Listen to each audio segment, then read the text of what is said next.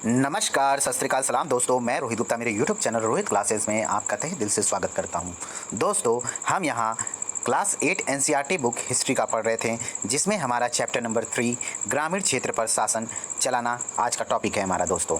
ठीक है, इससे पहले हम लोगों ने चैप्टर 1 और चैप्टर 2 कंप्लीट कर लिया है। कृपया जिन लोगों ने अब तक इस वीडियो को नहीं देखा है दोस्तों, तो प्लीज़ आप लोग मेरे चैनल में जाइए और उस वीडियो को देखकर अपने पढ़ाई को आगे बढ़ाइए। और जिन लोगों ने अब तक मेरे चैनल को सब्सक्राइब नहीं किया है दोस्तों, तो प्लीज़ उनसे अनुरोध है, ठीक है, दिल से विनती है कि आप लोग प्लीज़ मेरे चैनल को सब्सक्राइब करके बेल आइकन प्रेस कर दीजिए, ताकि आने वाली वीडियोज़ आपको सही टाइम पर मिल सके। और प्लीज़ वीडियो को ज़्यादा से ज़्यादा लोगों में शेयर करिए, क्योंकि जल्द से जल्द हमें 1 के जो सब्सक्रिप्शन है वो आप लोगों को कराना है। ठीक है, ये मेरा ऑर्डर नहीं है दोस्तों, ये मेरा रिक्वेस्ट है। ओके, तो चलिए आज हम लोग एनसीईआरटी बुक जो हम लोगों का चल रहा था, इसमें चैप्टर नंबर 3 हम लोग स्टार्ट कर रहे हैं, ग्रामीण क्षेत्र पर शासन चलाना। इस पर दोस्तों क्या है कि इसका थोड़ा सा रिव्यू मैं दे देता हूँ। ठीक है, ज़्यादा नहीं, थोड़ा बहुत दे रहा हूँ। इसमें क्या है कि इस चैप्टर में मोटा मोटी आपको कर संबंधित आपकी जो व्यवस्थाएं लागू की गई थी, जैसे कि आपकी महालवाड़ी, रैयतवाड़ी, ये सब जो जमींदारी और ये जो थे ना अधिकार वगैरह, तो ये सब की बात ज़्यादा की गई है। ठीक है, कि राजाओं लोगों का जो पहले शासन करने का अधिकार था, उसको छीन कर अंग्रेज लोग जो है उनको जमींदारी का काम दे दिए कि आप लोग केवल टैक्स वैक्स वसूल करेंगे और अदरवाइज़ जो शासन चलाने का काम रहेगा वो हम लोग करेंगे। ठीक है, यही है मोटा मोटी। आगे हम लोग पढ़ेंगे तो फिर इसको और डीपली जाएंगे। ठीक है, चलिए इसको देखते हैं। ये देखिए दोस्तों, एक फिगर है, ध्यानपूर्वक देखिएगा। ये दोस्तों 1765 ईस्वी में रॉबर्ट क्लाइव मुगल बादशाह से बिहार और उड़ीसा की दीवानी ग्रहण करते हुए ये दर्शाया गया है इस फिगर में। थोड़ा सा बड़ा कर लेते हैं, आप लोग देखिए, देख रहे हैं ना। चलिए आगे हम लोग पढ़ते हैं। आगे है कंपनी दीवान बन गई। ठीक है, थोड़ा सा इधर कर लेते हैं, स्पष्ट इस साइड में है। कंपनी दीवान बन गई। 12 अगस्त 1765 ईस्वी को मुगल बादशाह ने ईस्ट इंडिया कंपनी को बंगाल का दीवान तैनात किया। कब? 1765 ईस्वी में। ठीक है, याद रखिएगा। ये बक्सर के युद्ध के बाद की बात है दोस्तों। इस बात की पूरी संभावना है कि यह घटना मुट्ठी भर अंग्रेजों और हिंदुस्तानियों की मौजूदगी में रॉबर्ट क्लाइव के तंबू में घटी थी। ठीक है, घटी थी या घटी होगी, एक ही बात है। ठीक है, आगे बढ़ते हैं। लेकिन ऊपर दिए गए चित्र में इस घटना को एक भव्य समारोह के रूप में दिखाया गया है।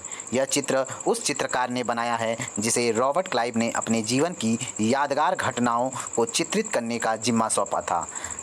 बंगाल की दीवानी हाथ आ जाना अंग्रेज़ों के लिए निश्चित ही एक बड़ी घटना थी। ठीक है, आगे वो जो इलाहाबाद की संधि होती है ना 1765 ईस्वी में, तो उसी के पश्चात जो है ये इनके हाथ में दीवानी आ जाती है। ठीक, आगे बढ़ते हैं दोस्तों हम लोग। अगर किसी को इलाहाबाद की संधि डीपली जानना होगा तो प्लीज़ कमेंट बॉक्स में कमेंट करेगा, अलग से भी इलाहाबाद की संधि पर एक वीडियो बना देंगे। ठीक है, ज़्यादा नहीं, 4-5 मिनट में कंप्लीट हो जाएगा। आगे, दीवान के तौर पर कंपनी अपने नियंत्रण वाले भूभाग के आर्थिक मामलों की मुख्य शासक बन गई थी। अब उसे अपनी ज़मीन का शासन चलाने और आमदनी को व्यवस्थित करने का रास्ता ढूंढना था। इसके लिए उसे एक ऐसा रास्ता ढूंढना था जिससे कंपनी के बढ़ते खर्चों को पूरा करने के लिए काफ़ी आमदनी जुटाई जा सके।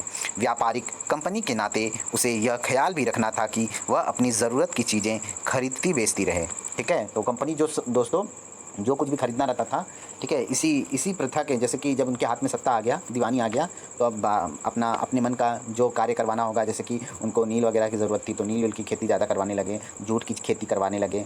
यहीं के मज़दूर को कम दामों में रखते थे, उनसे ज़्यादा मेहनत करवाते थे और प्लस लगान इतना लगा देते थे कि वो लोग उसी में परेशान रहते थे चुकाने में। ठीक है, और भारतीय लोगों की दयनीय स्थिति और भी दिन प्रतिदिन इसमें गिरती गई और अंग्रेज़ भाई मुनाफा कमा ही रहे थे, जानते हैं आप लोग। यहाँ से जूट वहाँ भेजते थे, फिर वहाँ से ब्रिटेन से अपना औद्योगिकीकरण के थ्रू आपका क्या नाम है उसका कपड़ा वपड़ा बनता था, फिर वही कपड़ा को भारत में लाके बेचते थे महंगे दाम पे। ठीक है, तो इस प्रकार से जो है दोस्तों इन लोगों का आयात निर्यात चलता रहता था। आगे देखते हैं, चलिए आगे देख लेते हैं। समय के साथ कंपनी को यह भी समझ में आने लगा कि उसे सावधानी के साथ आगे बढ़ना होगा। बाहरी ताकत होने की वजह से उसे उन लोगों को भी शांत रखना था जो गांव देहात में पहले शासन चला चुके थे और जिनके पास अभी भी काफ़ी ताकत और सम्मान था। ऐसे जो लोग स्थानीय सत्ता में रह चुके थे उन्हें नियंत्रित करना तो ज़रूरी था, लेकिन उन्हें ख़त्म नहीं किया जा सकता था। ठीक है दोस्तों, जिन लोगों को लगता है कि वीडियो में मैं स्लो बोल रहा हूँ, तो मैं अपने प्रत्येक वीडियो में आप लोगों को बताता हूँ कि आप लोग यूट्यूब के सेटिंग में जाकर प्लेबैक स्पीड बटन को 1.5x कर लीजिए। ठीक है, चलिए आगे बढ़ते हैं। यह काम कैसे हो, ठीक है, यह काम कैसे हो, इस अध्याय में हम देखेंगे कि कंपनी ने ग्रामीण इलाकों को उपनिवेश कैसे बनाया, आय के संसाधन कैसे जुटाएं, लोगों के अधिकार किस तरह तय किए और मनमाफिक फसलों की खेती कैसे कराई। ठीक है, बहुत कूटनीतिक थे ये लोग, अंग्रेज लोग दोस्तों, बहुत दिमाग से काम कर रहे थे। ठीक है, आगे देखते हैं। कंपनी की आमदनी, कंपनी दीवान तो बन गई थी, लेकिन अभी भी खुद को एक व्यापारी ही मानती थी। कंपनी भारी भरकम लगान तो चाहती थी, लेकिन उसके आकलन और वसूली की कोई नियमित व्यवस्था करने में हिचकिचा रही थी। उसकी कोशिश यही थी कि वह ज़्यादा से ज़्यादा राजस्व हासिल करे और कम से कम कीमत पर बढ़िया सूती और रेशमी कपड़ा खरीदे। इसी कारण 5 साल के भीतर बंगाल में कंपनी द्वारा खरीदी जाने वाली चीज़ों का कुल मूल्य दोगुना हो चुका था। ठीक है, मात्र 5 साल की दीवानी में, यानी कि 1765 के बाद 1770 तक में इन लोग का दोगुना हो गया था मुनाफा। यानी कि अगर 50 लाख लगाएं तो वो 1 करोड़ में कन्वर्ट हो गया। ठीक है, आगे देखते हैं। 1765 ईस्वी से पहले कंपनी ब्रिटेन से सोने और चांदी का आयात करती थी और इन चीज़ों के बदले सामान खरीदती थी। अब बंगाल में इकट्ठा होने वाले पैसे से ही निर्यात के लिए चीज़ें खरीदी जा सकती थी। इस लाइन का दोस्तों अर्थ यह है कि 1765 जब दीवानी इनको हाथ में नहीं थी, अंग्रेज़ों के हाथ में नहीं थी, दीवानी नहीं मिली थी, तो उससे पहले वो लोग क्या करते थे, ब्रिटेन से वो लोग सोना को लेकर आते थे। भारत में किसी चीज़ को खरीदने के लिए ब्रिटेन से सोना लाते थे।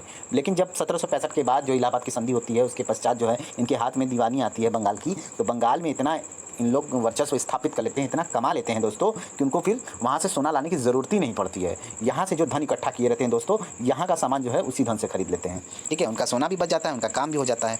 आगे देखते हैं दोस्तों। आगे जल्दी ही यह जाहिर हो गया कि बंगाल की अर्थव्यवस्था एक गहरे संकट में फंसती जा रही है।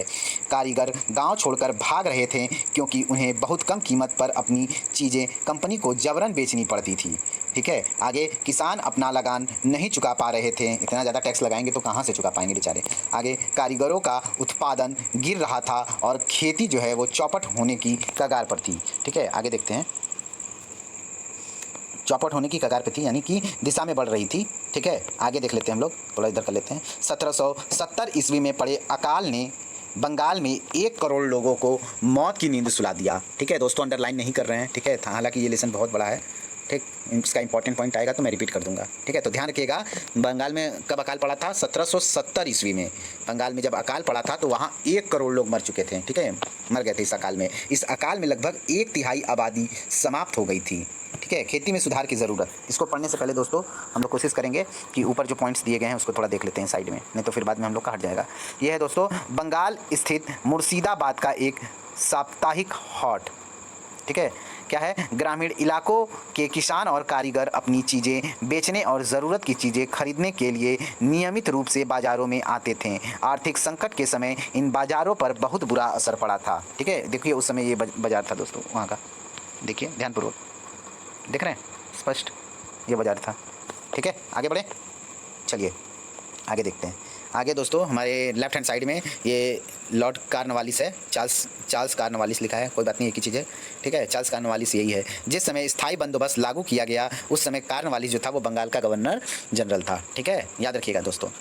आगे हम लोग बढ़ते हैं। कार्नवालिस बहुत सारा सुधार भी किया था दोस्तों ये कार्नवालिस। ठीक है, शिक्षा के क्षेत्र में भी अहम भूमिका इसने निभाई थी। सिविल सर्विस का भी जो है स्टार्टिंग इसके समय हुआ था। ठीक है, आगे देखते हैं हम लोग। खेती में सुधार की ज़रूरत, पहले इसको देख लेते हैं और इस वाले पैराग्राफ में हम लोग पेन का भी यूज़ करेंगे। चलिए इस साइड कर लेते हैं ताकि आपको भी आराम हो। अगर अर्थव्यवस्था संकट में थी तो क्या कंपनी अपनी राजस्व आय के बारे में आश्वस्त रह सकती थी? कंपनी के ज़्यादातर अफसरों को यह लगने लगा था कि ज़मीन में निवेश करना और खेती में सुधार लाना ज़रूरी है। ठीक है, आगे देखते हैं। यह काम किस तरह किया जा सकता था, इस सवाल पर 2 दशकों तक बहस चली। ठीक है, इतना 2 दशकों तक बहस चली थी कि कैसे खेती में इम्प्रूवमेंट किया जाए। आगे आखिरकार कंपनी ने 1793 ईस्वी में स्थायी बंदोबस्त लागू किया। याद रखिएगा 1793 ईस्वी में स्थायी बंदोबस्त भारत में लागू हुआ था लॉर्ड कार्नवालिस के समय। ठीक है, याद रखिएगा। आगे इस बंदोबस्त की शर्तों के हिसाब से राजाओं और तालुकदारों को जमींदारों के रूप में मान्यता दी गई। उन्हें किसानों से लगान वसूलने और कंपनी को राजस्व चुकाने का जिम्मा सौंपा गया। उनकी ओर से चुकाई जाने वाली राशि स्थायी रूप से तय कर दी गई। ठीक है, आगे बढ़ते हैं दोस्तों। तय कर दी गई थी। ठीक है, आगे देखते हैं दोस्तों। ठीक है, इसको ऊपर कर लिए हैं।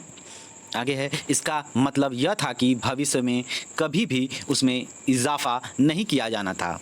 अंग्रेज़ों को लगता था कि इससे उन्हें नियमित रूप से राजस्व मिलता रहेगा और जमींदारों को ज़मीन में सुधार के लिए खर्च करने का प्रोत्साहन मिलेगा।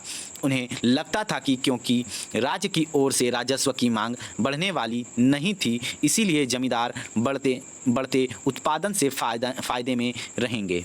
ठीक है, आगे हम लोग देखते हैं दोस्तों समस्या क्या था। आइए देख लेते हैं समस्या। ठीक, मगर स्थायी बंदोबस्त ने भी समस्या पैदा कर दी। कंपनी के अफसरों ने पाया कि अभी भी जमींदार जमीन में सुधार के लिए खर्चा नहीं कर रहे थे। असल में कंपनी ने जो राजस्व तय किया था वह इतना ज़्यादा था कि उसको चुकाने में जमींदारों को भारी परेशानी हो रही थी। ठीक है, बहुत मुश्किल हो रहा था क्योंकि टैक्स ही इतना ज़्यादा था। आगे भारी परेशानी हो रही थी। जो जमींदार राजस्व चुकाने में विफल हो जाता था उसकी जमींदारी छीन ली जाती थी। ठीक है, आगे बहुत सारी जमींदारियों को कंपनी बाकायदा नीलाम कर चुकी थी। यानी कि दोस्तों इस लाइन में बताया ये गया है ना कि जितने भी लोग जमींदारी का काम दिया जाता था अंग्रेजों के थ्रू, जैसे टेंडर वगैरह आज के समय में नहीं निकलता है, उसी टाइप से उस समय क्या था कि एक कर निर्धारण कर देता था ब्रिटिश गवर्नमेंट जो था उस समय। ठीक है, और उसका काम क्या था कि वो एक टैक्स निर्धारित कर दिया और जमींदार को सौंप दिया और जमींदार को उसका कुछ हिस्सा दे दिया। जैसे 1/10 कर रख दिया। ठीक है, तो उसमें से जो है मान लीजिए अगर 10 पार्ट्स है तो 9 पार्ट्स अंग्रेज ले लेगा और 1 पार्ट जो है वो जमींदार ले लेगा। ठीक है, तो इस टाइप से जो है वो कर का तो निर्धारण कर दिया अंग्रेज। और अगर सही समय पे कर अगर नहीं मिल पाता था अंग्रेजों को, तो वो क्या करता था कि जो उसके अंडर में जो जमीन होता था जमींदार के अंदर में, तो वो उस जमीन को क्या करता था अंग्रेज नीलाम कर देता था। वो किसी और को टेंडर दे देता था, जो उससे ज़्यादा बोली लगाता था, जो टैक्स देगा उसको दे देता था। ठीक है, तो यही था और कोई बात नहीं है, बड़ी बस यही सिस्टम चल रहा था। आगे देखते हैं हम लोग 19वीं सदी के पहले दशक, यहाँ से 19वीं सदी के पहले दशक तक हालात बदल चुके थे। बाजार में कीमतें बढ़ती और धीरे धीरे खेती का विस्तार होने लगा। इससे जमींदारों की आमदनी में तो सुधार आया, लेकिन कंपनी को कोई फ़ायदा नहीं हुआ, क्योंकि कंपनी जो है दोस्तों वो अपना जो है टैक्सेस ऑलरेडी तय कर चुका था कि हमको इतना ही लेना है। ठीक है, उसके बाद अगर ज़्यादा आ रहा है तो वो जमींदार रखता था। ठीक है, आगे आगे देखते हैं, कहाँ थे हम? नहीं हुआ क्योंकि दोस्तों कंपनी तो हमेशा के लिए राजस्व तय कर चुकी थी। ठीक है, ये लाइन है। आगे हम लोग देखते हैं, अब वह राजस्व में वृद्धि नहीं कर सकती थी, लेकिन जमींदारों को अभी भी जमीन की बेहतरी में कोई दिलचस्पी नहीं थी। ठीक है, आगे उनमें से कुछ तो बंदोबस्त के शुरुआती सालों में ही अपनी ज़मीन गंवा चुके थे। जो बचे रह गए थे अब उन्हें भी बिना परेशानी और निवेश का खतरा उठाए। आगे देखते हैं, बिना परेशानी और निवेश का खतरा उठाए आमदनी की उम्मीद दिखाई दे रही थी। जब तक जमींदार किसानों को ज़मीन देकर उनसे लगान वसूल सकते थे, उन्हें ज़मीन में सुधार की परवाह नहीं थी। दूसरी तरफ गांवों में किसानों को यह व्यवस्था बहुत दमनकारी दिखाई दी। किसान को जो लगान चुकाना था वह बहुत ज़्यादा था। भाई जमींदारों के लिए ये कुछ नहीं था, लेकिन जमींदारों को क्या मेहनत करना पड़ता था? कुछ नहीं, बस ऑर्डर बजाते थे। मेहनत तो असली किसानों को करना था, उन लोगों को एहसास होता था कि लगान जो है वो बहुत ज़्यादा है। ठीक है, वह बहुत ज़्यादा था और ज़मीन पर उसका अधिकार सुरक्षित नहीं था। लगान चुकाने के लिए अक्सर महाजन से कर्जा लेना पड़ता था। अगर वह लगान नहीं चुका पाता था तो उसे पुश्तैनी ज़मीन से बेदखल कर दिया जाता था। ठीक है, हालांकि हमारे किसान लोग जो हैं उनको तो चरण स्पर्श करना चाहिए दोस्तों। ठीक है, उनकी वजह से हम लोग 2 रोटी खा पाते हैं। ठीक, अदरवाइज़ अगर हम लोग को खेती करके खाना पड़ता तो समझ में आ जाता। तो प्लीज़ किसान लोगों का ज़्यादा से ज़्यादा हो सके तो आप लोग मदद करिए और अनाज का जो है अपमान कभी मत किया करिए। आप लोगों से निवेदन है, खाना उतना ही लीजिए अपने थाली में जितना आप खा सकें। अदरवाइज़ खाना कम खाइए, कोई दिक्कत की बात नहीं है, बट कभी भी खाना बर्बाद मत किया करिए। ठीक है, पहले जो भी आपको अगर खाना होता है तो उसको थोड़ी मात्रा में लीजिए। अगर आपको अच्छा लगे तो आप 4 बार लीजिए। ठीक है, अदरवाइज़ इन्हें कि एक ही बार में ज़्यादा ले लिए, अच्छा नहीं लगा उसको फेंक दिए, तो वो ठीक नहीं होता है। ठीक है, इससे अपमान होता है। चलिए आगे हम लोग देखते हैं, टॉपिक से नहीं भटकना है दोस्तों। एक नई व्यवस्था, इसको स्टार्ट करने से पहले दोस्तों ऊपर में जो हमारे बाएं साइड और दाएं साइड में थोड़ी जो पॉइंट्स से हैं उनको देख लेते हैं। ठीक है, चलिए हम लोग को यही था ना, ये तो हम लोग देख लिए थे, ये भी देख लिए थे कार्नवालिस का फिगर। ये है दोस्तों बंगाल के रैयतों पर कोलब्रुक का कथन। ये बहुत इंपॉर्टेंट कथन है दोस्तों, इसको अंडरलाइन भी करना है हम लोगों को। ठीक है, इसको ध्यान दीजिएगा। बंगाल के रैयतों पर कोलब्रुक का कथन, कोलब्रुक था, उसका कथन क्या है आइए देखते हैं। बंगाल के बहुत सारे गाँवों में कई ताकतवर रैयत यानी किसान दोस्तों खुद खेती नहीं करते थे। बंगाल के बहुत सारे गांवों में कई ताकतवर रैयत जो हैं किसान खुद खेती नहीं करते थे। वे औरों को पट्टे पर ज़मीन दे देते थे और उनसे भारी लगान वसूल करते थे। 1860 ईस्वी में H.T. कोलब्रुक ने इन काश्तकारों की स्थिति इन शब्दों में बयां की थी। ठीक है, वो शब्द क्या थे आइए हम लोग देखते हैं ऊपर। ठीक है, आगे है हमारा दोस्तों, चलिए। बटाई की भारी शर्तों और मवेशियों, बीज, आजीविका व कर्जों के बदले बेगारी से दबे ये काश्तकार खुद को कर्ज से कभी बाहर नहीं निकाल सकते। जब उन्हें जीने को भी पूरा नहीं मिलता तो ऐसे भयानक हालात में वे दिल लगाकर काम कैसे कर सकते हैं। ठीक है, ये बताया जा रहा है, उनकी दयनीय स्थिति का वर्णन किया जा रहा है कोलब्रुक के द्वारा। ठीक है, आगे, ना ही उन्हें अपनी हालत सुधरने की कोई उम्मीद दिखाई देती है। ठीक है, इतनी दयनीय स्थिति थी अंग्रेजों के समय में दोस्तों किसानों की कि क्या बताएं। किसानों की सबसे बड़ा समस्या था दोस्तों ना अकाल। ठीक है, सूखा पड़ जाता था, और आज भी बहुत जगह ऐसी है जो कि सूखा उखा पड़ जाती है। ठीक है, सूखा जो है दोस्तों सबसे ज़्यादा उन लोगों को कष्टदायक था। सूखा पड़ जाता था, बेचारों को अनाज नहीं हो पाता था। अब वो लोग क्या करें, जिनको इतना टैक्स देना पड़ता था। मान लीजिए अगर वो 100 किलो, मान लीजिए वो एक गेहूँ उगाएं, ठीक है, एग्जाम्पल दे रहे हैं, 100 किलो ही नहीं, अगर उसमें से बेचारों का 70 किलो अगर आप लोग छीन लेते हैं एग्जाम्पल में, और 30 किलो बचता है, जिसमें से ज़मींदार भी एक हिस्सा ले लेता है, बचा 20 किलो, वो बेचारा बुआई किया, रुपाई किया, उसका देख रेख किया, उसके बाद उसका 80% हिस्सा आप लोग छीन लिए, खाली 20% बचा बेचारे के पास, और अगले साल वो खेती नहीं कर पाया, सूखा आ गया, तो किसान की स्थिति कैसी होगी, दयनीय न होगी भाई। अब सोच लीजिए, आप लोग सोचिए और कि क्या स्थिति था अंग्रेजों के समय में, यही हाल था। चलिए आगे देखते हैं। ठीक है, ये था कोलब्रुक का कथन। आगे गतिविधियां देख लेते हैं क्या है। आपको ऐसा क्यों लगता है कि कोलब्रुक बंगाल के उप पट्टेदारों की स्थिति पर इतने चिंतित हैं? पिछले पन्नों को पढ़कर संभावित कारण बताइए। ठीक है, चलिए पढ़ते हैं, उसका कारण देखते हैं। आगे दोस्तों, महाल एक शब्द है। ठीक है, महाल का अर्थ क्या होता है, ध्यान से देखिएगा। ब्रिटिश राजस्व दस्तावेजों में महाल एक राजस्व इकाई थी। यह एक गांव या गांवों का एक समूह होती थी। ठीक है, आगे देखते हैं, समूह होती थी। ठीक है, आगे देखते हैं दोस्तों, हम लोग को ये पढ़ना है अब, एक नई व्यवस्था। ठीक, चलिए इस पे ध्यान देते हैं हम लोग, एक नई व्यवस्था पे, तो पेन का भी यूज़ कर लेंगे। 19वीं सदी की शुरुआत में ही कंपनी के बहुत सारे अधिकारियों को इस बात का यकीन हो चुका था कि राजस्व बंदोबस्त में दोबारा बदलाव लाना ज़रूरी है। जब कंपनी को शासन और व्यापार के अपने खर्चे चलाने के लिए और पैसे की ज़रूरत हो तो वह स्थायी रूप से राजस्व तय करके काम कैसे चला सकती है। ठीक है, आगे देखते हैं दोस्तों। बंगाल प्रेसिडेंसी के उत्तर पश्चिमी प्रांतों, इस इलाके का ज़्यादातर हिस्सा अब उत्तर प्रदेश में है, के लिए होल्ट मैकेंजी, कौन दोस्तों, होल्ट मैकेंजी नामक अंग्रेज ने एक नई व्यवस्था तैयार की, जिसे 1822 ईस्वी में 1822 ईस्वी में लागू किया गया।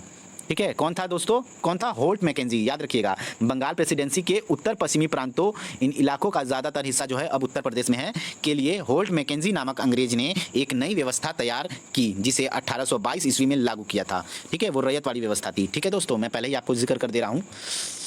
आगे देखते हैं दोस्तों, थोड़ा ऊपर कर लेते हैं। ठीक है, आगे बढ़ते हैं। मैकेंजी ने लागू किया 1822 ईस्वी में। मैकेंजी को विश्वास था कि उत्तर भारतीय समाज में गांव एक महत्वपूर्ण सामाजिक संस्था है और उसको बचाए रखना चाहिए।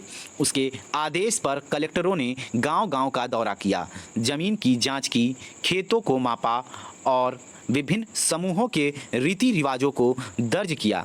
गांव के एक एक खेत के अनुमानित राजस्व को जोड़कर हर गांव या ग्राम समूह यानी महाल से वसूल होने वाले राजस्व का हिसाब लगाया जाता था। ठीक है, अब उसका मतलब पूरा हिसाब उसाब करने लगे अंग्रेज लोग। वैसे तो पहले ही निर्धारित कर देते नॉर्मल, लेकिन अब जो है उनको लगा कि भैया घाटा वटा होने लगेगा, तो वो लोग जो है पूरा सिस्टमेटिक ढंग से काम करने लगे। आगे, इस राजस्व को स्थायी रूप से तय नहीं किया गया, बल्कि उसमें समय समय पर संशोधनों की गुंजाइश रखी गई। राजस्व इकट्ठा करने और उसे कंपनी को अदा करने का जिम्मा जो है दोस्तों, वो जमींदार की बजाय गांव के मुखिया को सौंप दिया गया। ठीक है, अब जमींदार का इसमें कोई रोल नहीं था, मुखिया काम करेगा। ठीक, 1822 में, 1822 के बाद की बात है दोस्तों, ये याद रखिएगा, ये 1822 है ना, इसके बाद की बात है कि ये ज़मींदार से छीनकर वो गांव के मुखिया को सौंप दिया गया कि अब वो कर को इकट्ठा करेगा। ठीक है, इस व्यवस्था को दोस्तों क्या कहा गया, महालवारी बंदोबस्त कहा गया। याद रखिएगा, महालवारी बंदोबस्त कहा गया। आगे दोस्तों देखते हैं हम मुनरो व्यवस्था। सॉरी क्षमा करिएगा अगर हम ऊपर रैयत वाली व्यवस्था बोले होंगे तो, क्योंकि ये वाला था दोस्तों महालवाड़ी बंदोबस्त, और ये जो मुनरो व्यवस्था था ना, इसको हम लोग रैयत वाली व्यवस्था भी कहते हैं। ठीक है, चलिए आगे बढ़ते हैं। ज़्यादा पढ़ने पर थोड़ा बहुत कन्फ्यूजन हो गया, चलिए कोई नहीं। मुनरो व्यवस्था, ये ध्यान से देखते हैं, इसको रैयत व्यवस्था भी कहते हैं। आगे, ब्रिटिश नियंत्रण वाले दक्षिण भारतीय इलाकों में भी स्थायी बंदोबस्त की जगह नई व्यवस्था अपनाने का प्रयास किया जाने लगा। वहाँ जो नई व्यवस्था विकसित हुई उसे रैयतवार या रैयतवारी का नाम दिया गया। ठीक है, कैप्टन अलेक्जेंडर रीड ने टीपू सुल्तान के साथ चले युद्धों के बाद कंपनियों द्वारा कब्जे में लिए गए कुछ इलाकों में इस व्यवस्था को आजमा ठीक है, आजमाना ये है, आजमा कर भी देख लिया था। ठीक है, उसको ट्राई करके देख लिया था, सिंपल वर्ड में। टॉमस मुनरो ने इस व्यवस्था को विकसित किया और धीरे धीरे पूरे दक्षिणी भारत पर यही व्यवस्था लागू कर दी गई। ठीक है, आगे बढ़ें। रीड और मुनरो को लगता था कि दक्षिण में परंपरागत जमींदार नहीं थे, इसलिए उनका तर्क यह था कि उन्हें सीधे किसानों यानी रैयतों से ही बंदोबस्त करना चाहिए, जो पीढ़ियों से ज़मीन पर खेती करते आ रहे हैं। राजस्व आकलन से पहले उनके खेतों का सावधानीपूर्वक और अलग से सर्वेक्षण किया जाना चाहिए। मुनरो का मानना था कि अंग्रेजों को पिता की भांति किसानों की रक्षा करनी चाहिए। ठीक है, आगे है दोस्तों, सब कुछ ठीक नहीं था। इसको पढ़ने से पहले हम लोग ब्रैकेट वाला पोर्शन ऊपर देख लेते हैं। ठीक, ये देखिए दोस्तों, चित्र है मद्रास का गवर्नर टॉमस मुनरो, 1819 से 1826 तक था। ठीक है, देखिए इसका फिगर कितना डिसेंट लग रहा है। आगे है कोई पॉइंट, महाल तो हम लोग पढ़ ही लिए थे। आगे दोस्तों हम लोगों का यहाँ पे एक गतिविधि है, आइए इसको देख लेते हैं। कल्पना कीजिए कि आप कंपनी के प्रतिनिधि की हैसियत से कंपनी शासन के अंतर्गत ग्रामीण इलाकों की दशा पर एक रिपोर्ट इंग्लैंड भेज रहे हैं। रिपोर्ट में आप क्या लिखेंगे? ठीक है, काश आज अगर वो समय होता तो हम लोग ज़रूर ऐसा रिपोर्ट लिख कर भेजते हैं। ठीक है, आगे देखते हैं। सब कुछ ठीक नहीं था, ये हम लोगों का पॉइंट है। नई व्यवस्थाएं लागू होने के बाद महज कुछ साल के भीतर उनमें समस्याएं दिखाई देने लगी। ज़मीन से होने वाली आमदनी बढ़ाने के चक्कर में राजस्व अधिकारियों ने बहुत ज़्यादा राजस्व तय कर दिया था। किसान राजस्व चुका नहीं पा रहे थे। रैयत गांवों से भाग रहे थे। जो किसान थे दोस्तों, वो गांवों से क्या कर रहे थे? भाग रहे थे। बहुत सारे क्षेत्रों में गांव वीरान हो गए थे। आशावादी अफसरों को उम्मीद थी कि नई व्यवस्था किसानों को संपन्न उद्यमशील किसान बना देगी, लेकिन ऐसा हुआ ही नहीं। ठीक है, आगे देखते हैं। यूरोप के लिए फसलें। अंग्रेज़ों ने यह भी महसूस किया कि ग्रामीण इलाके न केवल राजस्व प्रदान कर सकते हैं, बल्कि वहाँ यूरोप की ज़रूरतों के हिसाब से सही फसलें भी पैदा की जा सकती है। 18वीं सदी के आखिर तक कंपनी ने अफीम और नील की खेती पर पूरा जोर लगा दिया था। देखिए दोस्तों, अफीम और नील की खेती को पूरी जोरों शोरों से किया जाता था और अनाजों का उत्पादन जो उस भूमि पे हो रहा था उसको रोक दिया गया था। तो भाई अकाल पड़ेगा तो अनाज मतलब स्टोर रहेगा ही नहीं, तो भाई भूख से तो लोग मरेंगे ही ना। यही कारण था कि अंग्रेज़ लोग तो अपना भरपेट खाना खाते थे भाई, पता है ना, अधिकारी हैं भाई, उनके पास पावर है, तो वो लोग स्टोर करके रखेंगे भी, और नहीं भी रहेगा तो आपको 2 थप्पड़ मार के ले लेंगे, आपसे छीन लेंगे। तो यही था। अफ़ीम अपनी ज़रूरत के सामान, जैसे अफ़ीम की खेती, अफ़ीम का ज़्यादा वो लोग निर्यात करते थे। कहाँ? चाइना वाइना में अफ़ीम बहुत ज़्यादा इन लोग भेजते थे, यहाँ से यहाँ उगाते थे, वहाँ भेजते थे। आज भी दोस्तों अफ़ीम की खेती यहाँ हमारे उत्तर प्रदेश के गाजीपुर ज़िले में होती है आज भी। ठीक है, आगे देखते हैं। नील आप लोग समझते हैं, नील की खेती ये लोग ज़्यादा करते थे, इसमें आय का ज़्यादा स्रोत था। ठीक है, आगे हम लोग देखते हैं। खेती पर पूरा जोर दिया था। इसके बाद लगभग 150 साल तक अंग्रेज देश के विभिन्न भागों में किसी न किसी फसल के लिए किसानों को मजबूर करते रहे। बंगाल में जैसे कि देखते हैं, जैसे कि बंगाल में देख लेते हैं। जैसे कि दोस्तों बंगाल में पटसन, आसाम में या असम में चाय की खेती करते थे। संयुक्त प्रांत में दोस्तों वर्तमान जो कि उत्तर प्रदेश है में गन्ना की खेती, आज भी उत्तर प्रदेश में गन्ना होता है। पंजाब में दोस्तों गेहूँ। महाराष्ट्र में दोस्तों, महाराष्ट्र और पंजाब में कपास की खेती करा रहे थे, और मद्रास में दोस्तों इन लोग चावल की खेती करा रहे थे। ठीक है, जबकि दोस्तों बंगाल इस समय अग्रणी भी है चावल की खेती में। सोचिए, ये लोग अपने स्वार्थ के लिए कम फसलें उगा रहे थे और फालतू की चीज़ों को ज़्यादा उगा रहे थे। ठीक है, आगे देखते हैं दोस्तों। आगे है यह कैसे किया गया। ठीक है, मतलब ये जो उगा रहे थे अपने अंग्रेज लोग उगा रहे थे ज़बरदस्ती, इसी के बारे में है। यह कैसे किया गया। अंग्रेज़ों ने अपनी ज़रूरत की फसलों की खेती को फैलाने के लिए कई तरीके अपनाए। आइए इसी तरह की एक फसल उत्पादन की ऐसी ही एक पद्धति को अच्छी तरह समझते हैं। ठीक है, आइए, क्या रंग का भी कोई इतिहास है? चित्र है दोस्तों हमारा, चित्र नंबर 5 और चित्र नंबर 6, ये वाला, इसको देख लेते हैं। रंग का इतिहास, एक कमलकारी छापा है, 20वीं सदी का है भारत का। और नंबर 6 जो फिगर है दोस्तों, उसमें मॉरिस कॉटन छापा है, मॉरिस कॉटन छापा 19वीं सदी का उत्तरार्ध इंग्लैंड का है। ठीक है, ये दोस्तों भारत का जो कि आपका कमलकारी छापा है, और ये मॉरिस कॉटन छापा जो है वो आपका इंग्लैंड ब्रिटेन का है। ठीक है, आगे देखते हैं इसके बारे में। चित्र 5 और 6 में सूती कपड़े के छापों की यानी प्रिंटिंग की 2 तस्वीरें दी गई हैं। बाईं तरफ जो है चित्र 5 की तस्वीर में भारत में आंध्र प्रदेश के बुनकरों द्वारा बनाए गए कमलकारी छापे दिखाई दे रहे हैं। दूसरी तरफ जो है दोस्तों, दाईं तरफ, ब्रिटेन के प्रसिद्ध कवि और कलाकार विलियम मॉरिस द्वारा बनाए गए फूल वाले छापे हैं। ठीक है, यही जो प्रिंटिंग है उसकी बात है। दोनों छापों में एक बात समान है, दोनों में ही गहरे नीले रंग का इस्तेमाल किया गया है। इसे आमतौर पर नील कहा जाता है। ठीक है, ये जो कलर है ना नीले रंग का, इसी को दोस्तों नील कहा जाता था।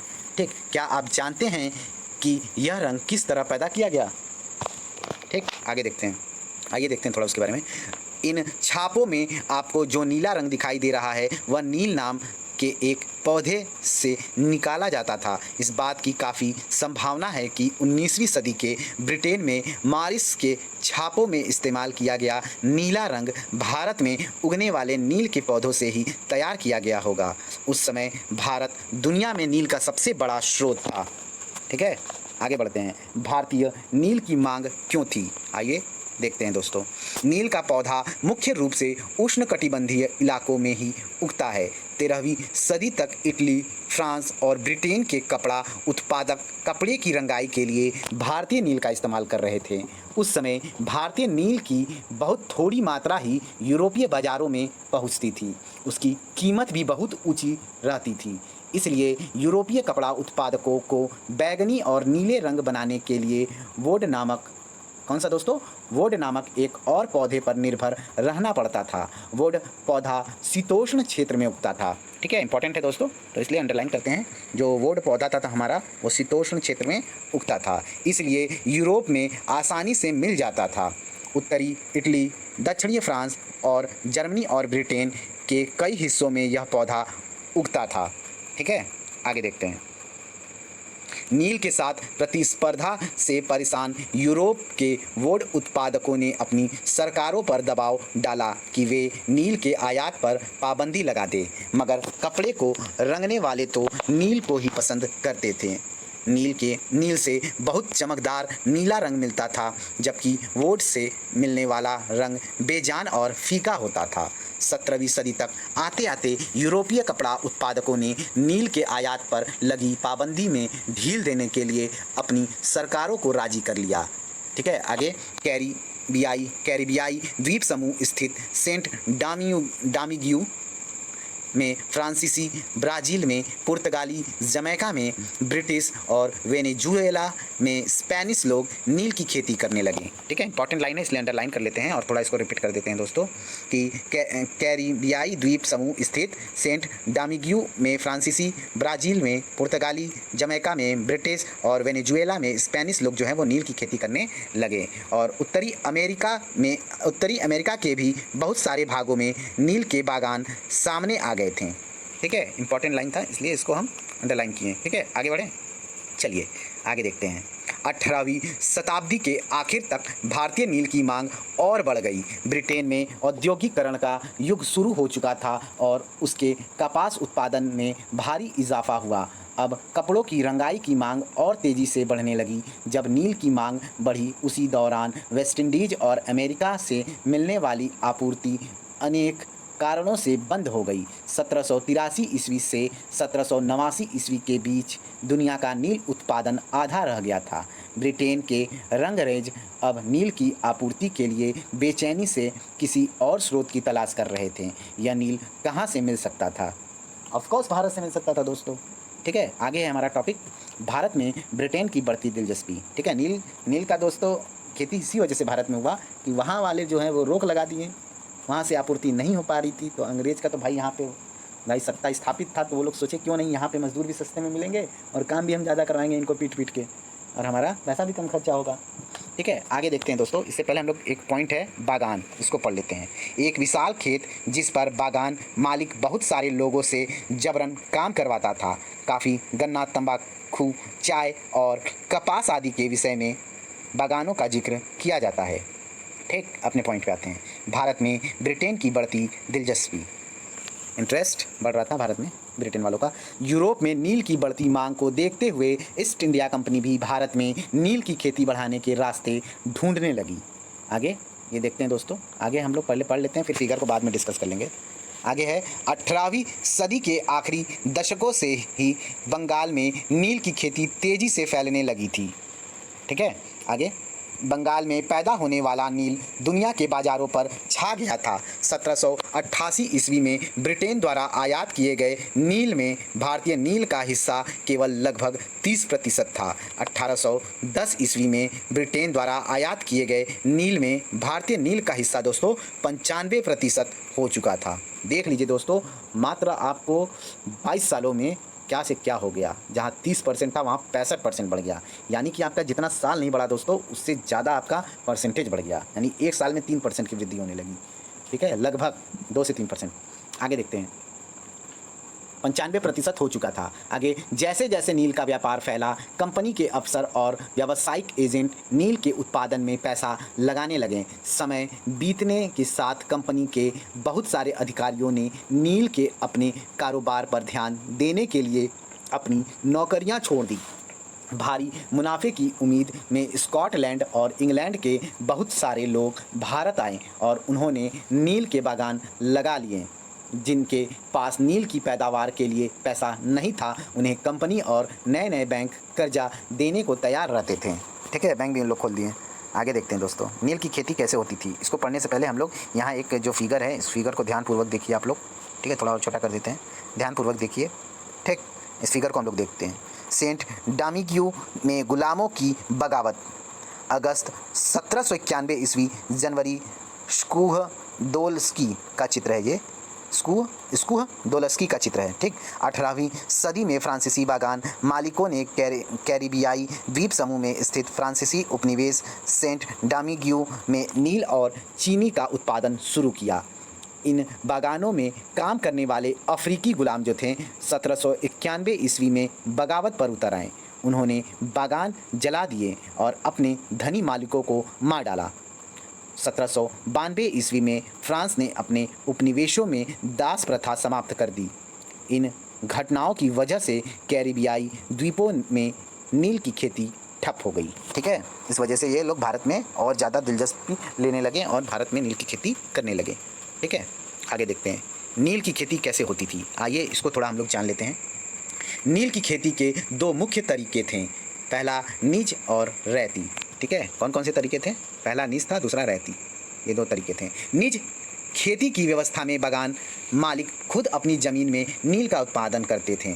या तो वह ज़मीन खरीद लेते थे या दूसरे जमींदार से ज़मीन भाड़े पर ले लेते थे और मज़दूरों को काम पर लगाकर नील की खेती करवाते थे। ठीक है, आगे है दोस्तों निज खेती की समस्याएं। क्या हम लोगों को देखना है? निज खेती की समस्याएं, आइए इस पर ध्यान देते हैं। निज खेती की समस्याओं में हम लोग देखते हैं, बागान मालिकों को निज खेती का क्षेत्रफल फैलाने में मुश्किल आ रही थी। नील की खेती केवल उपजाऊ ज़मीन पर ही की जा सकती थी, मतलब जितना जो ज़मीन पहले से उपजाऊ होगी उसी ज़मीन पर नील की खेती की जा सकती थी, अदरवाइज़ बंजर ज़मीन पर नील की खेती नहीं हो पाती थी। ठीक, ऐसी ज़मीनों पर आबादी पहले ही बहुत ज़्यादा थी। यहाँ वहाँ छोटे मोटे खेत ही उनके हाथ लग पाते थे। नील की खेती करने के लिए उन्हें बड़े बड़े भूखंडों की ज़रूरत थी। इस तरह की ज़मीनें उन्हें कहाँ से मिल सकती थी? उन्होंने नील की फैक्ट्री के इर्द गिर्द पट्टे पर ज़मीन लेने का प्रयास किया और वहाँ के किसानों को हटवा दिया। इससे टकराव और तनाव पैदा हो जाता था। मज़दूरों का इंतज़ाम करना भी आसान नहीं था। बड़े बागान के लिए बहुत सारे मज़दूरों की ज़रूरत होती थी। मज़दूरों की ज़रूरत भी सबसे ज़्यादा उसी समय होती थी जब किसान धान की खेती में व्यस्त रहते थे। यहाँ धान की खेती लिखा है, धान की खेती होनी चाहिए। ठीक है, करेक्शन कर लीजिएगा। जब किसान धान की खेती में व्यस्त रहते थे। ठीक है, आगे बढ़ते हैं। आगे दोस्तों गुलाम एक शब्द है, उसको हम लोग देखते हैं, उसके बाद आगे बढ़ते हैं। गुलाम ऐसा व्यक्ति जो किसी दास स्वामी की संपत्ति होता है। गुलाम के पास कोई आज़ादी नहीं होती, उसे अपने मालिक के लिए काम करना होता है। ठीक है, आगे बढ़ते हैं। आगे हम लोग क्या थे, धान की खेती में व्यस्त रहते थे। ठीक है, आगे बड़े पैमाने पर निज खेती के लिए बहुत सारे हल बैलों की भी ज़रूरत थी। 1 बीघा नील की खेती के लिए 2 हल चाहिए होते थे। इसका मतलब यह था कि अगर किसी बागान मालिक के पास 1000 बीघा ज़मीन है तो उससे 2000 हलों की ज़रूरत पड़ती। ठीक है, 1000 बीघा अगर ज़मीन होती है तो उसे 2000 हलों की ज़रूरत पड़ती थी खेत को जोतने के लिए। ठीक, हलों को खरीदना और उनका रख रखाव एक बड़ी समस्या थी। किसानों से भी हल नहीं मिल सकते थे, उन्हें अपने लिए ही इन चीज़ों की ज़रूरत होती थी। जिस समय नील उत्पादकों को ज़रूरत होती थी उसी समय किसानों के हल बैल भी चावल के खेतों में व्यस्त रहते थे। 19वीं सदी के आखिर तक बागान मालिक निज खेती का क्षेत्रफल फैलाने में हिचकिचाते थे। इस व्यवस्था के तहत नील की पैदावार वाली 25% से भी कम ज़मीन आती थी। बाकी ज़मीन जो थी वो रैयती व्यवस्था के अंतर्गत थी। ठीक है, किसानों के अंतर्गत थी। आगे देख लेते हैं, रैयतों की ज़मीन पर नील की खेती। अब आइए, ये आएगा कहानी में ट्विस्ट। रैयतों की ज़मीन पर नील की खेती, जो कि अभी तक जो है उपजाऊ भूमि मिल नहीं पा रही थी। अब देखिए अब यहाँ पे अंग्रेज़ों का दबदबा खेतों पर चलने लगेगा नील को लेकर। आइए देखते हैं, रैयतों की ज़मीन पर नील की खेती। रैयती व्यवस्था के तहत बागान मालिक रैयतों के साथ एक अनुबंध यानी सट्टा करते थे। अनुबंध यानी बॉन्ड। ठीक है, याद रखिएगा, अगर कन्फ्यूज़न होगा तो सट्टा याद रख लीजिएगा। कई बार वे गांव के मुखियाओं को भी रैयतों की तरफ से समझौता करने के लिए बाध्य कर देते थे। जो अनुबंध पर दस्तखत कर देते थे उन्हें नील उगाने के लिए कम ब्याज दर पर बागान मालिकों से नगद कर्जा मिल जाता था। कर्जा लेने वाले रैयत को अपनी कम से कम 25% ज़मीन पर नील की खेती करनी होती थी। ठीक है, देखिए ये क्या ट्विस्ट आया कि ये बहुत दिमाग लगा के काम किए अंग्रेज़ों ने। पहले तो कर्जा दिया, और कर्जा देने का उनका सबसे बड़ा बढ़ावा ये था कि कर्जा तो दिए, लेकिन अगर 100% मान लीजिए किसी के पास 4 बिस्सा ज़मीन है तो उसमें से कर्जा तो दिए भाई, उनका तो पैसा लेंगे, ब्याज भी लेंगे, फ्री में तो दे नहीं रहे हैं। उसके बाद भी एक बॉन्ड साइन करवा लिए कि तुम अगर कर्जा हमसे लोगे तो तुमको अपने ज़मीन का अगर 4 हिस्सा है तो 4 हिस्सा लगा लीजिए। 25% पर आपको, जैसे 4 बिस्सा ज़मीन है तो उसमें से 1 बिस्सा पर आपको नील की खेती करनी होगी और बाकी 3 बिस्सा पे आप अपना काम कर सकते हैं। ठीक है, इससे डबल बेनिफिट होता था अंग्रेज़ों को। ठीक है, यही इसका अर्थ था बॉन्ड का। खेती करनी होती थी। बागान मालिक बीज और उपकरण मुहैया कराते थे, जबकि मिट्टी को तैयार करने, बीज बोने और फसल की देखभाल करने का जिम्मा काश्तकारों के ऊपर रहता था। ठीक है, देखिए जुआई का भी खर्चा बचा लिए, ज़मीन का भी खर्चा बचा लिए, प्लस बीज अपना दे दिए और देख रेख का भी खर्चा बचा लिए। देखिए कितना माइंडली गेम खेले थे ज़मींदार लोग इनसे। ठीक है, जब कटाई के बाद फसल बागान मालिक को सौंप दी जाती थी तो रैयत को नया कर्जा मिल जाता था। ठीक है, और वही चक्र दोबारा शुरू हो जाता था। ठीक है, बेचारे अपने सोच लीजिए कि वो गरीबी में और अपने कर्ज में ही वो फंसे रह जाते थे बेचारे। ब्याज क्या भर पाएँ। अगर 1 साल अगर आपका अकाल पड़ गया, सूखा पड़ गया तो वो भी बर्बाद हो जाएगा और ज़्यादा इन पर टैक्स लग जाएगा। इसलिए भाई बहुत दयनीय स्थिति थी किसानों की। पढ़ लेंगे अगर आप सही से ना जब बड़ी क्लासों की बुक्स को, तो आप आंखों से रो देंगे। ऐसा शब्द है उसमें। ठीक है, आगे देखते हैं चित्र नंबर 8 में। 19वीं सदी की शुरुआत में बंगाल के मजदूर नील की खेती करते हुए भारत में नील के पौधों की कटाई अधिकांशतः पुरुष ही करते थे। ठीक है, आगे देखते हैं दोस्तों। एक और फिगर है हमारा, ये बहुत ही शानदार। खेतों से फैक्ट्री में लाए जा रहे नील के पौधों के गट्ठर। ये गट्ठर जो है बना के लोग जो है अपने बैलगाड़ियों पर लाद के ले जा रहे थे फैक्ट्री में। ठीक, आगे देखते हैं नील का उत्पादन कैसे होता था। ये फिगर देखिए, बीटर वॉट है ये, देख रहे हैं। और ये आपका इस साइड में जो है राइट हैंड साइड में किण्वन हौद था, किण्वन का हौद। ठीक है, आगे है नील के खेतों के पास स्थित नील का एक कारखाना। विलियम सिम्पसन का चित्र 1863 ईस्वी। ये जो चित्र है दोस्तों विलियम सिम्पसन ने बनाया था 1863 ईस्वी में। ठीक है, ये दृश्य देख लीजिए। ये आपका फैक्ट्री है, फैक्ट्री के आसपास का क्षेत्र। यहीं पे देखिए आपका बीटर वाटर है, ये आपका किण्वन हौद है। ठीक, आगे देख लेते हैं हम लोग। थोड़ा सा फिगर है इसमें थोड़ा ज़्यादा, लेकिन इसमें पॉइंट्स भी हैं, इसको पढ़ लेते हैं हम लोग। नील गांव आमतौर पर बागान मालिकों की फैक्ट्रियों के आसपास ही होते थे। कटाई के बाद नील के पौधों को कारखाने में स्थित वेटस यानी हौद में पहुंचा दिया जाता था। रंग बनाने के लिए 3 या 4 कुंडों की ज़रूरत पड़ती थी। कुंड मतलब एक बड़ा सा कुंड होता था, ठीक है, उसमें ढेर सारे पानी वगैरह होते थे, या उसमें उसी में सब कुछ डाला जाता था। प्रत्येक हौद का अलग काम था। नील के पौधों से पत्तियों को तोड़कर पहले एक कुंड में गर्म पानी में कई घंटों तक डुबोया जाता था। इस हौद को किण्वन या स्टीपर कुंड कहा जाता था, ठीक है। जब पौधे किण्वित हो जाते थे तो द्रव्य में बुलबुले उठने लगते थे। अब सड़ी हुई पत्तियों को निकाल दिया जाता था और द्रव्य को एक और हौद से छान दिया जाता था, ठीक है, उसको छान दिया जाता था। आगे दूसरा हौद पहले हौद के ठीक नीचे होता था, ठीक है। दोस्तों थोड़ा बहुत अगर मिस्टेक हो रहा है तो उसके लिए मुझे क्षमा करिएगा, क्योंकि रात को 2 से ऊपर हो रहा है और आँख भी झपक रहे हैं, फिर भी हम कोशिश कर रहे हैं कि कल आपको वीडियो प्रोवाइड कराएंगे ही कराएंगे, ठीक। आगे दूसरे हौद यानी बीटर वाट में इस घोल को लगातार हिलाया जाता था और पेंडलों से खंगाला जाता था। जब यह द्रव्य हरा और उसके बाद नीला हो जाता था तो हौद में चूने का पानी डाला जाता था। धीरे धीरे नील की पपड़ियाँ नीचे जम जाती थीं और ऊपर साफ द्रव्य निकल आता था। द्रव्य को छान कर अलग कर लिया जाता था और नीचे जमी नील की लुगदी को दूसरे कुंड यानी निथारण कुंड में डाल दिया जाता था। उसको अलग कर दिया जाता था, पानी को अलग और जो नीचे नील जम जाता था उसको अलग। इसके बाद उसे निचोड़ कर बिक्री के लिए सुखा दिया जाता था, ठीक है। ये नील का प्रोसेस था। नील कैसे, मतलब खेतों से चलकर कैसे आपका कंपनी में पूरा प्रिपेयर्ड होकर कैसे उसका प्रोसेस पूरा बताया गया है, ठीक है। आगे देखते हैं फिगर नंबर 13। उससे पहले हम लोग दोस्तों फिगर नंबर 11 पढ़ेंगे, फिर 12, फिर 13, ठीक। 11 है फिगर नंबर। नील के पौधों को हौद तक औरतें ही ढोकर लाती थीं, ठीक है, यहाँ पे औरतों का काम था। आगे चित्र नंबर 12 में देख लो। हौद में घोल हिलाने वाले, ये जो थे दोस्तों, ये हौद में क्या है, उसको हिलाता था जितनी भी पत्तियां डाली गई होती थी। यहाँ खड़ा नील मजदूर हौद में पड़े घोल को हिलाने के लिए इस्तेमाल होने वाला पेंडल लिए खड़ा है। इन मजदूरों को 8 घंटे से भी ज़्यादा समय तक कमर तक भरे नील के घोल में खड़े रहना पड़ता था, ठीक है। इसका हालत सोचिए क्या होता होगा बेचारे का। पूरा शरीर हमारे हिसाब से दोस्तों पूरा अंग्रेज़ों की तरह ये हो गया होगा, क्योंकि नील के घोल में दोस्तों चूना का इस्तेमाल किया जाता था। और आपको पता होना चाहिए कि अगर चूना और पानी एक साथ मिलता है तो अगर आपका बॉडी थोड़ा देर भी रहता है तो बॉडी आपका कटने लगेगा, ठीक है। चलिए, स्किन को जलाने लगता है वो। आगे है वाट। वाट क्या था दोस्तों?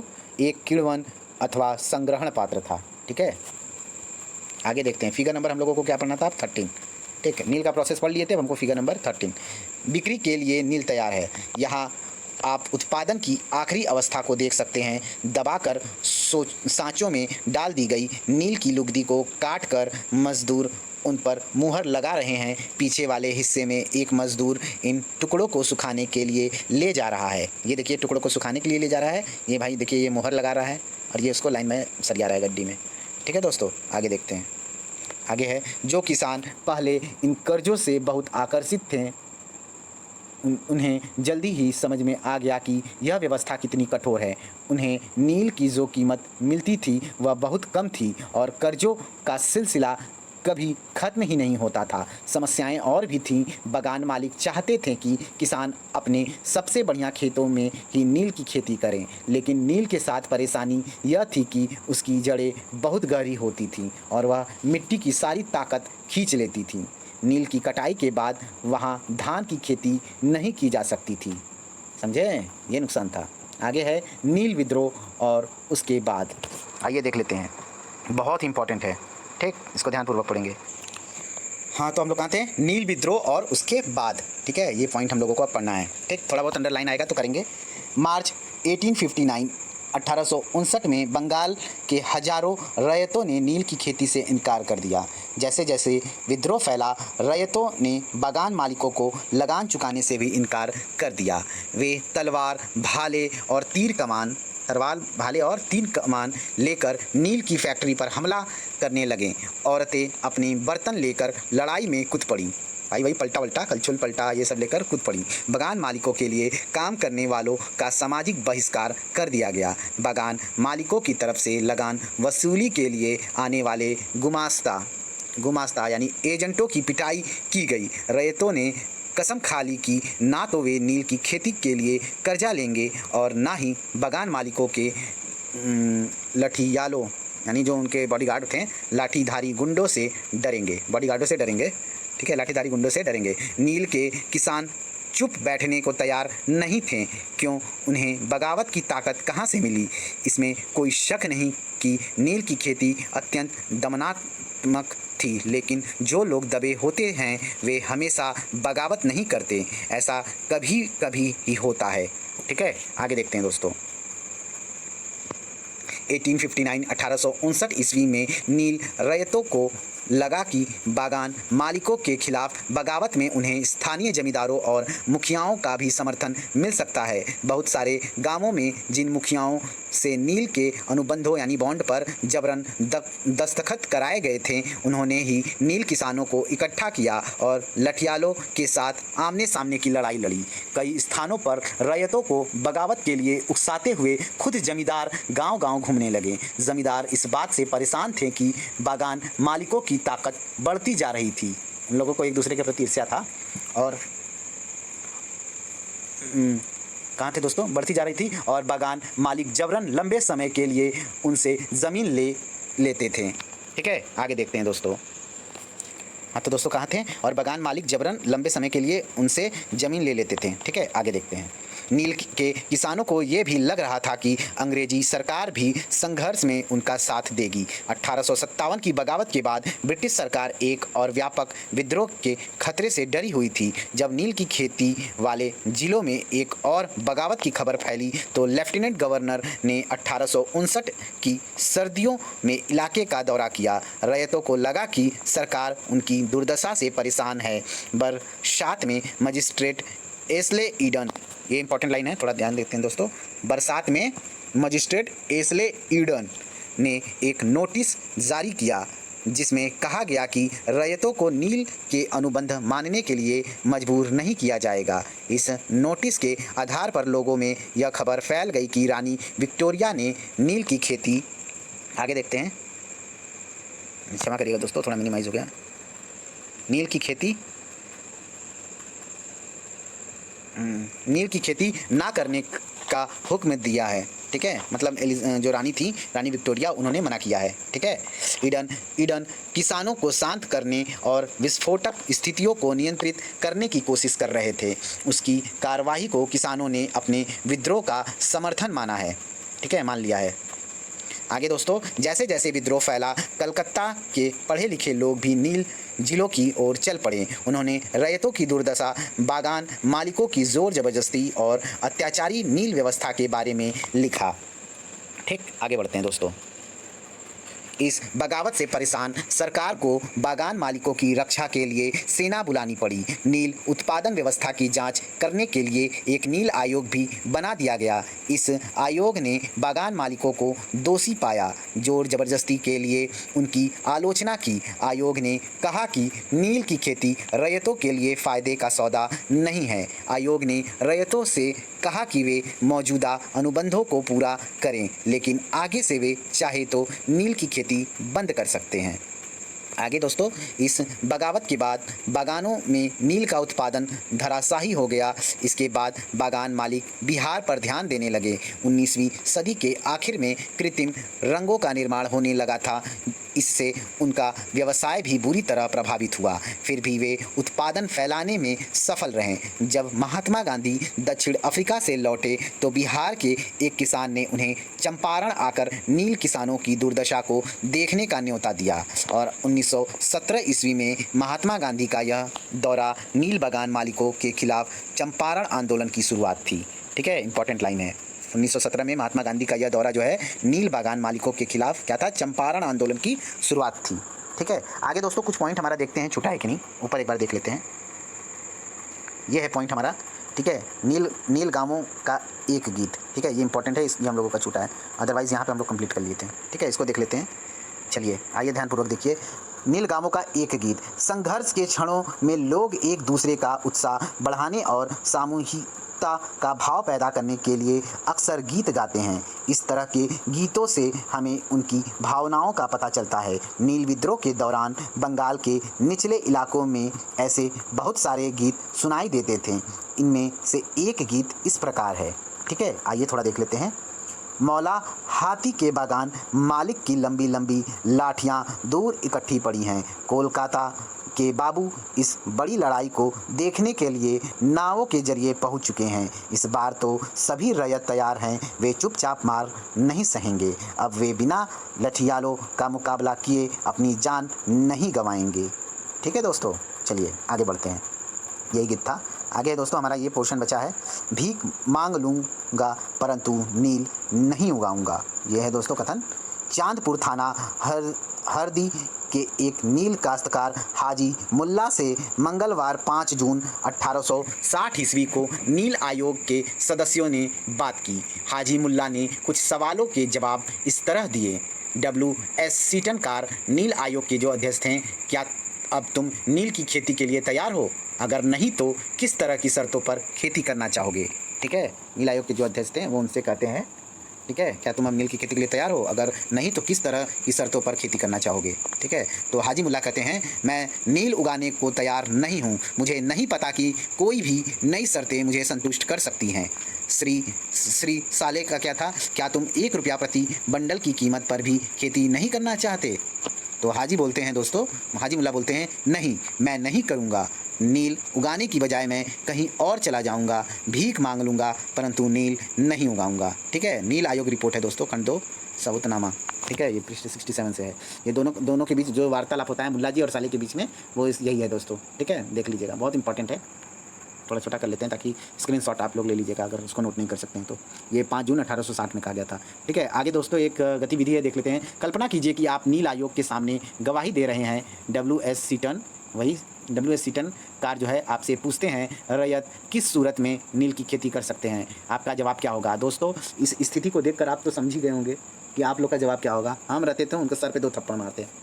ठीक है, भले ही वो हमको मार देते तो कहाँ से भाई। नील का खेती अपना जान गंवाना बराबर ही था। ठीक है, वो सिमिलर था। आप लोग देखें, अभी स्टोरी में हम लोग पूरा पढ़े ना, उसमें क्या था कि वो कर्जा लेता है, फिर वो कर्जा पे कर्जा, फिर वो धान की खेती उस हिस्से पे भी नहीं कर सकता है। ये भी था दोस्तों। तो हालांकि उसमें सारा नुकसान ही होता था, फ़ायदा कुछ नहीं था। नील की खेती करो, फिर उसको लाद कर ले काटो, फिर उसका बुआई करो, फिर उसके बाद उसको लेकर कंपनी में जाओ, फिर बहुत मेहनत था दोस्तों। ठीक है, तो अदरवाइज़ वो ठीक है, आज के भी पर्पज़ से अगर ये क्वेश्चन किया जाता है तो ना ही रहेगा। ठीक है, तो थैंक यू फॉर वाचिंग।